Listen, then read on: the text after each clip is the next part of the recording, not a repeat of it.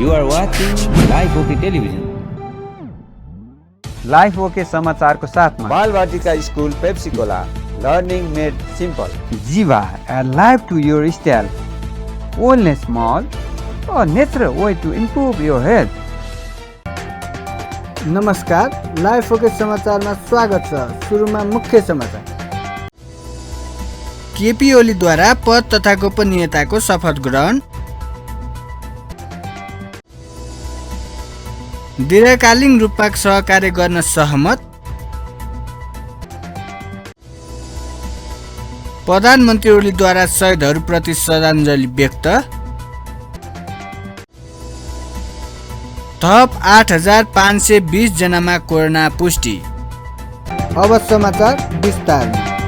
नवनियुक्त प्रधानमन्त्री केपी शर्मा ओलीले पद तथा गोपनीयताको शपथ लिनुभएको छ। शुक्रबार राष्ट्रपति विद्यादेवी भण्डारी समक्ष ओलीले राष्ट्रपति भवन शीतल निवासमा आयोजित विशेष समारोहमा पद तथा गोपनीयताको शपथ लिनुभएको हो। संविधानको धारा 76 को 3 बमोजिम प्रतिनिधि सभामा ठूलो दल नेकपा एमाले संसदीय दलका नेता ओली प्रधानमन्त्रीमा नियुक्त हुनुभएको हो। शपथ ग्रहण समारोहमा उपराष्ट्रपति, प्रधान न्यायाधीश, प्रतिनिधि सभाका सभामुख, राष्ट्रिय सभाका अध्यक्ष गणेश प्रसाद तिमेल सिन्हा, संवैधानिक अङ्गका प्रमुख लगायत सहभागी हुनुभएको थियो। राष्ट्रपतिबाट नेपालको संविधानको धारा 76 को उपधारा 2 बमोजिम प्रतिनिधि सभामा प्रतिनिधित्व गर्ने 2 वा 2 भन्दा बढी दलका समर्थनमा बहुमत प्राप्त गर्न सक्ने प्रतिनिधि सभा सदस्यलाई बिहिबार साँझ 9 बजे भित्र नयाँ प्रधानमन्त्रीका लागि दाबी पेश गर्न समय दिइएको थियो। तर तोकिएको समयभित्र बहुमतको आधारमा प्रधानमन्त्रीको दाबी नपरेपछि राष्ट्रपतिले ठूलो दलको संसदीय दलको नेताको हैसियतले ओलीलाई प्रधानमन्त्री नियुक्त गर्नुभएको हो। त्यस्तै शुक्रबार नै प्रधानमन्त्री ओलीले मन्त्री परिषद गठन गर्नुभएको छ। शुक्रबार राष्ट्रपति विद्यादेवी भण्डारी सामु पद तथा गोपनीयताको शपथ लिए लगतै उहाँले 21 मन्त्री र 3 राज्य मन्त्री नियुक्त गर्नुभएको हो। राजकीय सत्ता र सार्वभौम सत्ता नेपालको राजकीय सत्ता र सार्वभौम सत्ता नेपाली जनतामा निहित रहेको नेपालको संविधानप्रति पूर्ण वफादार रहँदै उप प्रधानमन्त्री पदको कामकाज प्रचलित कानुनको अधीनमा रही मुलुक र जनताको सोझो चिताई कसैको डर नमानी पक्षपात नगरी पूर्वाग्रह वा खराब भावना नलिई इमानदारीका साथ गर्नेछु र आफ्नो कर्तव्य पालनाको सिलसिलामा आफूलाई जानकारीमा आएको कुरा म पदमा बहाल रहँदा वा नरहँदा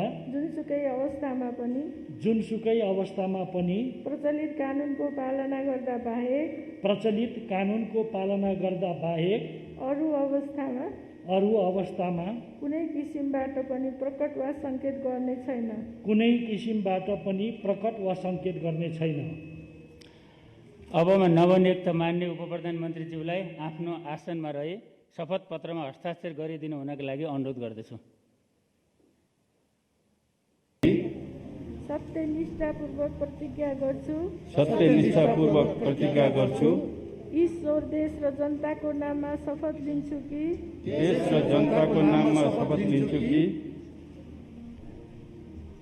नेपालको राजकीय सत्ता र सार्वभौम सत्ता नेपाली जनतामा निहित रहेको नेपालको संविधानप्रति पूर्ण वफादार रहँदै मन्त्री पदको कामकाज प्रचलित कानुनको अधीनमा रही मुलुक र जनताको सोझो चिताई कसैको डर नमानी पक्षपात नगरी पूर्वाग्रह वा खराब भावना नलिई इमान्दारिताका साथ गर्नेछु इमान्दारिताका साथ गर्नेछु र आफ्नो कर्तव्य पालनाको सिलसिलामा आफूलाई जानकारीमा रहेको कुरा म पदमा बहाल रहँदा वा नरहँदा जुनसुकै अवस्थामा पनि प्रचलित कानुनको पालना गर्दा बाहेक अरू अवस्थामा कुनै किसिमबाट पनि प्रकट वा संकेत गर्ने छैन। अब म नवनियुक्त माननीय मन्त्रीज्यूहरूलाई आफ्नो आसनमा रही शपथ पत्रमा हस्ताक्षर गरिदिनु हुनका लागि अनुरोध गर्दछु। एमाले अध्यक्ष समेत रहेका ओलीले यसअघि क्याबिनेटमा रहेका सबैलाई मन्त्री बनाउनु भएको हो। अब नियुक्त मन्त्रीहरूले राष्ट्रपति र राज्य मन्त्रीहरूले प्रधानमन्त्री समक्ष शपथ लिएका छन्। विपक्षी दलहरूले नेपाली कांग्रेस, नेकपा माओवादी केन्द्र र जनता समाजवादीको उपेन्द्र बाबुराम पक्ष दीर्घकालीन रूपमा सहकार्य गर्न सहमत भएका छन्। कांग्रेस सभापति शेरबहादुर देउवाको निवास बुढा नीलकण्ठमा शुक्रबार बसेको 3 दलका शीर्ष नेताहरूको बैठकले संविधानको रक्षा र लोकतन्त्रका लागि दीर्घकालीन रूपमा सहकार्य गर्ने समझदारी बनाएको बैठकमा सहभागी एक नेताले जानकारी दिए।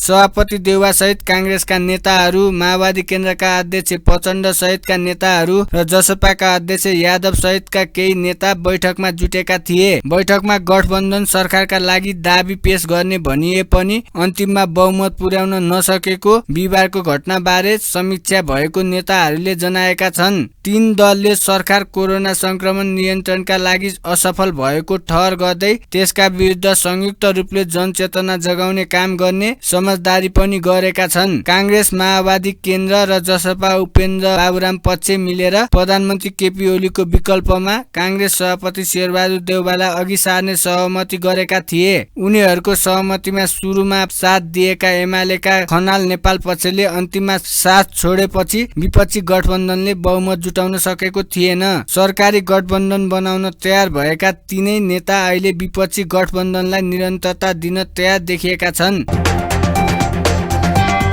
प्रधानमन्त्री केपी शर्मा ओलीले शहीदहरूप्रति श्रद्धाञ्जली व्यक्त गर्नुभएको छ। शुक्रबार प्रधानमन्त्री ओलीले शीतल निवासमा पद तथा गोपनीयताको शपथ लिएपछि लैनचौर स्थित शहीद स्मारक पुगेर शहीदहरूप्रति श्रद्धाञ्जली अर्पण गर्नुभएको हो।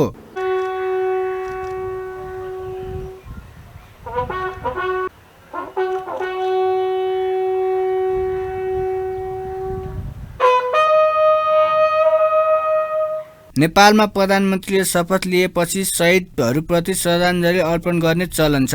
त्यस्तै शुक्रबार नै नियुक्त भएका मन्त्रीहरू पनि लैनचौर स्थित शहीद स्मारक पुगेर शहीदहरूप्रति श्रद्धाञ्जली अर्पण गरेका थिए।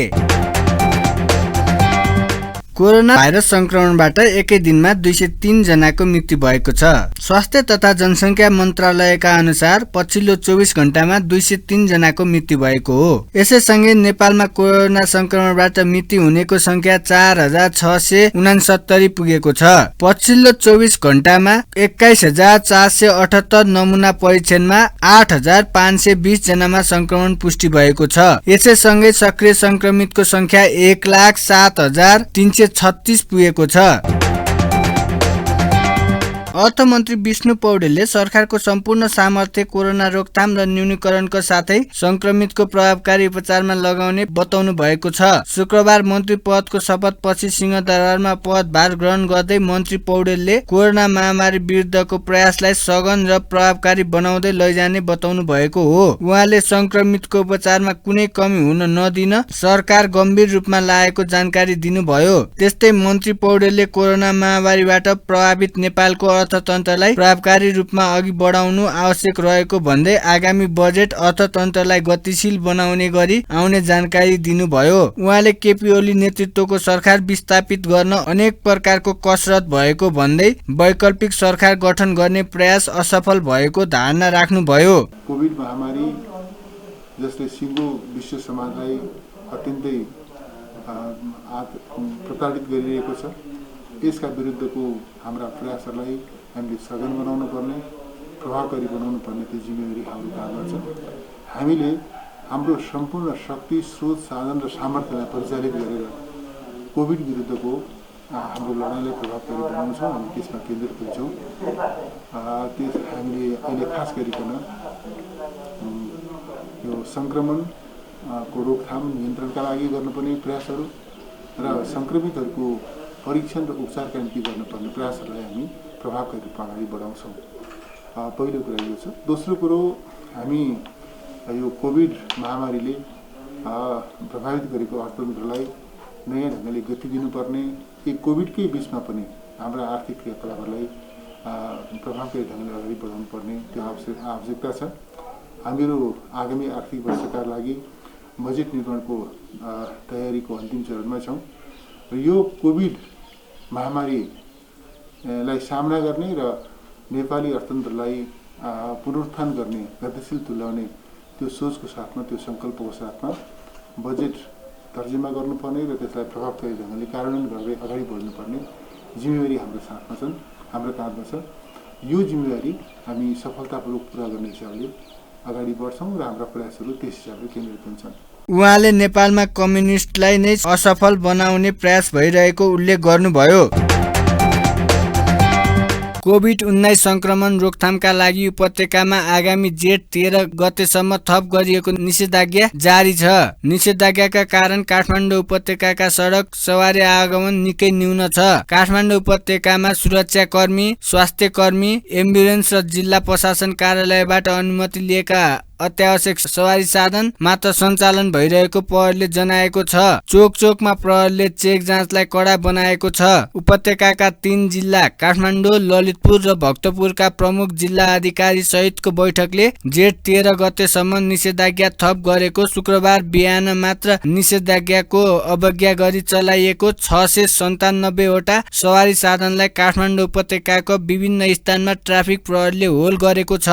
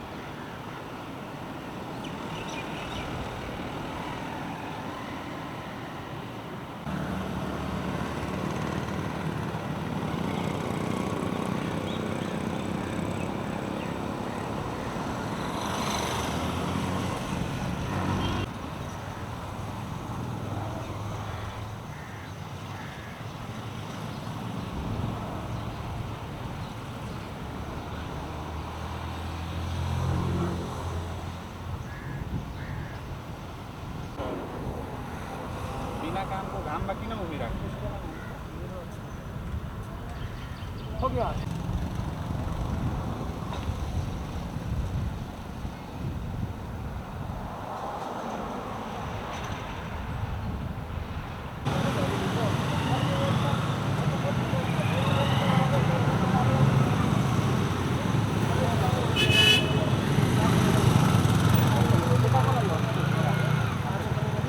जसमा 545 वटा 2 पाङ्ग्रे, 107 वटा 4 पाङ्ग्रे, 30 वटा ट्याक्सी र 25 वटा अन्य ठूला सवारी साधन रहेको ट्राफिक महाशाखाले जनाएको छ। हालसम्म मुलुकका अधिकांश स्थानमा निषेधाज्ञा जारी गरिएको छ। सांसदहरूलाई कोरोना भाइरस विरुद्धको दोस्रो चरणको खोप कार्यक्रम शुक्रबारदेखि सुरु भएको छ। संसदको प्रतिनिधि सभाका सभामुख अग्निप्रसाद सापकोटाले कोरोना भाइरस विरुद्धको दोस्रो खोप लगाएर खोप कार्यक्रम सुरु गर्नु भएको हो। यसअघि गत फागुन 19 र 20 गते सांसदहरूले कोरोना भाइरस विरुद्धको पहिलो चरणको खोप लगाएका थिए। पहिलो डोज खोप लगाएको 8 हप्ता पूरा भएका सबै सदस्यहरूलाई जेठ 2 गतेसम्म कोभिसिल्ड खोपको दोस्रो डोज दिइने संसद सचिवालयले जनाएको छ।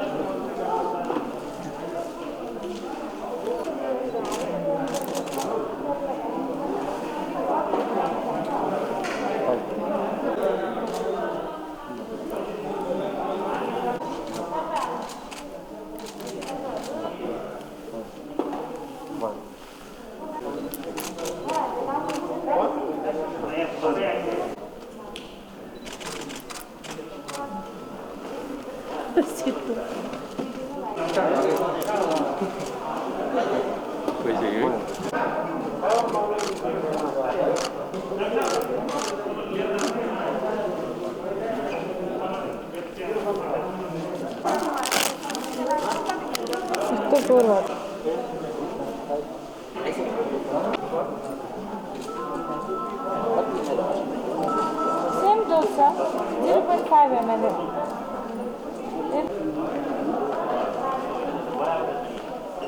अन्तर्राष्ट्रिय सम्मेलन केन्द्रका कर्मचारीहरू, स्वकीय सचिव लगायतका कर्मचारीहरू, मर्यादा पालक तथा सुरक्षासँग सम्बन्धित सबै कर्मचारी र संसदीय मामिला पत्रकारलाई पनि खोप लगाउने जनाइएको छ।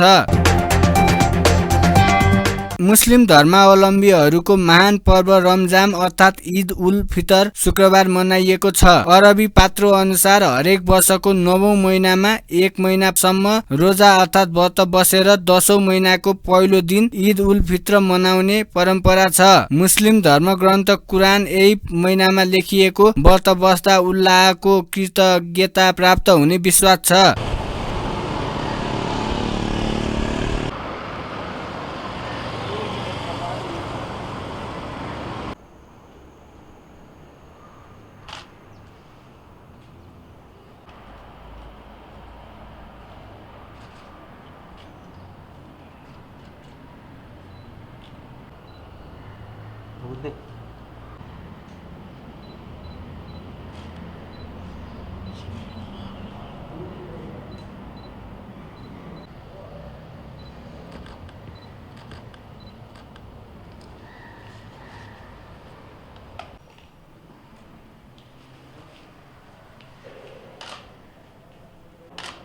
करीमा बादशाह बनना कोरोना वायरस को गिरफ्तार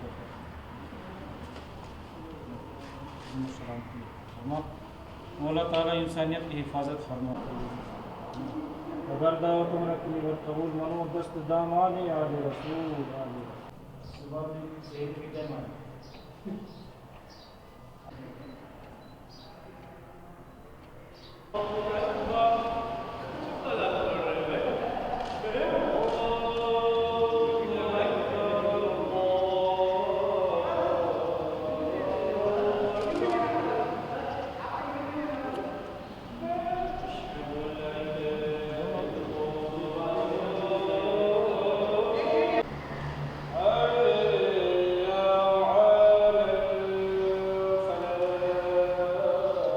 दान दिनु, गरिबको सेवा गर्नु र जकात निकाल्नु यो महिनाको ठूलो विशेषता हो। यो पर्वमा मुसलमानहरूले विशेष परिकार बिरयानी, पुलाउ, सेवई, मासुका विभिन्न प्रकार, फलफूल आदि खाने गर्दछन्। यस वर्ष कोरोना महामारीका कारण मुस्लिम धर्मावलम्बीहरूले घरमै ईद मनाएका छन् भने मस्जिदहरू खाली देखिएका छन्।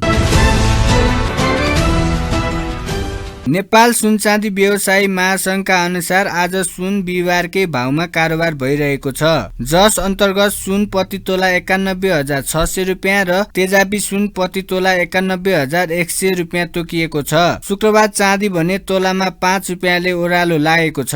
यस दिन चाँदी प्रति तोला 1,330 रुपियाँमा खरिद बिक्री हुँदैछ। बिहिबार पनि चाँदीको भाउ घट्दा प्रति तोला 1,335 रुपियाँ कायम भएको थियो। यस साता सुनको मूल्य तोलामा 100 रुपियाँले घटेको छ। गत साताको शुक्रबार प्रति तोला 91,700 रुपियाँ तोकिएको महासंघको तथ्याङ्कले देखाउँछ। त्यसपछि मंगलबारसम्म सुनको भाउ उकालो लागेर प्रति तोला 92,300 रुपियाँ पुगेको थियो। बुधबार र बिहिबार भने सुन ओह्रालो लागेर प्रति तोला 91,600 रुपियाँमा झरेको थियो। यस्तै चाँदीको मूल्य साताभरमा तोलामा 20 रुपियाँले गिरावट भएको छ। गत शुक्रबार प्रति तोला 1,350 रुपियाँमा किनबेच भएको चाँदीको मूल्य त्यस यता सामान्य उतार चढाव देखिएको छ। महासंघका अनुसार वैशाख 27 गते चाँदी प्रति तोला 1,360 रुपियाँसम्म पुगेको थियो। मंगलबारदेखि भने चाँदीको मूल्य निरन्तर ओह्रालो लागेको थियो। यस साताको सबैभन्दा कम मूल्यमा चाँदी शुक्रबार अर्थात् आज कारोबार भइरहेको छ। नेपाल सुपर लिगको उपाधिका लागि शनिबार धनगढी एएफसी र काठमाडौँ रेन्जर्स बीच प्रतिस्पर्धा हुँदैछ। प्रतिस्पर्धाको एक दिन अघि दुवै टोलीले उपाधि जित्ने दाबी गरेका छन्। यस अघिका दुई भिडन्तमा धनगढीले बाजी मार्दा फाइनलमा भने काठमाडौँले यस अघि हारलाई बदला लिएर पहिलो संस्करणको च्याम्पियन बन्ने लक्ष्यमा रहेको छ।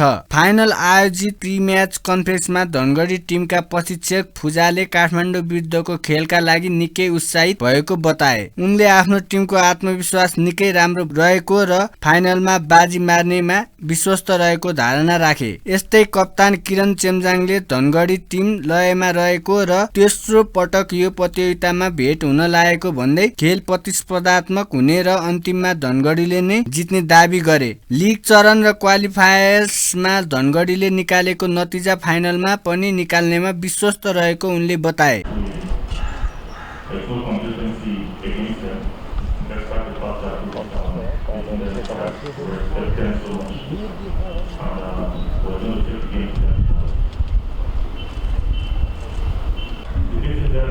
Too much it's a very big motivation for us, and I'm sure it's going to be the repeat of the past. Finally, after the first match, I'm a little disappointing about it. So after the first match, I'm very tracking my average back-to-back win by Junior. Next one qualified for it. So yeah, I'm third time I was facing with this Kathmandu Rangers I'm really man. So overall, kind of some people that is on the way after on board super hard into every competition easy. So for tomorrow match, one for obviously my last time to play Spanish from the UK semi-final, final, the competition really matter because I know that political match for me really competitive on this side, the top on this side, and as coach said, they have big respect for Kathmandu Rangers. They have good team, and I believe that only good final match of winning. त्यस्तै काठमाडौँ टिमका प्रशिक्षक बाल Gopal महर्जनले super लिगको उपाधि काठमाडौँमा नै राख्ने गरेर खेल्ने बताए। उनले यो प्रतियोगिताको उपाधिका लागि काठमाडौँ निकै उत्साहित भएको धारणा राखे। कप्तान विकेश कुदुले फाइनलमा जित्ने हिसाबले खेल्ने धारणा राखे। त्यो सोचका साथ भोलि खेल्छौँ अवश्य पनि र रह्यो कुरा दुईटा म्याच हामीले लिग चरण र सेमिफाइनल पराजित भएको अवस्था छ। तसर्थ त्यसको पनि कमजोरीलाई मध्यनजर गर्दै ध्यान केन्द्रित गर्दै यो यसपल्टको जुन फाइनल अब सेमी फाइनलमा पराजित भइसकेको पनि 2-3 पराजित लिग चरणमा पनि पराजित भइसकेको अवस्थामा फेरि कुनै एकपल्ट केही दलले टिमसँग नै खेल्नुपर्छ भन्ने कुरा यो सिचुएसनले गरेको छ। तसर्थ हामीलाई एउटा अब यो सुनौलो अवसर हो, फेरि एकताको प्रुभ गर्ने बाटो पनि छ भोलि युवा निकाय गर्ने। तसर्थ खेलाडीको मनोबल उच्च भएको छ। मलाई आशा छ यो ट्रफी चाहिँ हामी सुरक्षित यहीँ राख्नुको लागि भरपूर प्रयास गर्दछौँ। कुरा थियो हामी सबै प्लेयरहरू एकदम एक्साइटेड थियौँ अनि जुन यो पोसिबल भयो त्यसको लागि चाहिँ अब सबै अब म्यानेजमेन्ट टिम हाम्रो एन्डमा सरकार तपाईँहरू सबैलाई म धेरै धेरै धन्यवाद होइन। एउटा प्लेयरलाई एउटा प्लेटफर्म राम्रो अपर्च्युनिटी दिनुभयोले गर्दा र यसपालि यो लिगको कुरा गर्नुपर्दा चाहिँ हाम्रो धेरै उतार चढावहरू आयो होइन। गेममा कहिले हार कहिले जित कहिले ड्र अब यस्तै एउटा हामीले नेसन पार्ट सिकेर चाहिँ हामी यो फाइनलसम्म आइपुग्यौँ होइन। र फाइनलमा चाहिँ अब हामी त्यो जित्ने हिसाबले नै खेलिन्छ होइन। र प्लस अब हामीले 2टा म्याच लस भएको छ त्यो 2टा म्याचबाट हामीले धेरै लेसन पार्ट पनि सिक्यौँ होइन। त्यसलाई नै कभर गरेर हामीले फाइनलमा खेल्छौँ। अहिले चाहिँ यो घरेलु फुटबल धेरै बसिनु पाएको छ यहाँ होइन। त्यसको लागि हामी अझै अडियन्स भएको भए झन् धेरै रमाइलो हुन्थ्यो हामीलाई पनि सुनेर जोस छुट्टै हुन्छ होइन। त्यही पनि अब यस्तो सिचुएसनमा यो पोसिबल भइरहेको छ होइन। अब यही ठुलो कुरा मात्र हामी भन्नुपर्छ। आफूलाई चाहिँ व्यक्तिगत रूपमा हुन्छ नि अब आर्मीबाट चाहिँ अन्तिम समयमा पछिल्लोसम्म पराजित हुनुभयो, एउटा इन्जोर्ड हुनुभयो। भोलिको बेला चाहिँ आफ्नो पर्सनल करियरमा चाहिँ कस्तो महत्त्वपूर्ण छ? अब एकदम अब एज क्याप्टन पनि मेरो फर्स्ट टाइम हो होइन। अब त्यो माथि अब जिम्मेवारी पनि धेरै छ होइन। अब मैले चाहिँ एउटा टिमलाई अब एकजुट बनाएर अब हामी भोलि त्यहाँ चाहिँ टिम खेल्छौँ र जितेर जान्छौँ। फाइनल खेल दशरथ रङ्गशालामा साँझ 5:30 बजेबाट सुरु हुनेछ। खेलको विजेताले 35 लाख रुपियाँ पाउनेछन् भने उपविजेताले 15 लाख रुपियाँ हात पार्नेछ। अन्त्यमा मुख्य समाचार फेरि एकपटक। केपी ओलीद्वारा पद तथा गोपनीयताको शपथ ग्रहण। दीर्घकालीन रूपमा सहकार्य गर्न सहमत। प्रधानमन्त्री ओलीद्वारा शहीदहरूप्रति श्रद्धाञ्जली व्यक्त। थप 8,520 जनामा कोरोना पुष्टि। हस्त अहिलेका लागि लाइफ ओके समाचार यति नै। हेर्दै गर्नुहोला लाइफ ओके टेलिभिजन। नमस्कार। लाइफ ओके समाचारको साथमा Balvatika school Pepsicola learning made simple. Jiva add life to your style. Wellness Mall, a natural way to improve your health.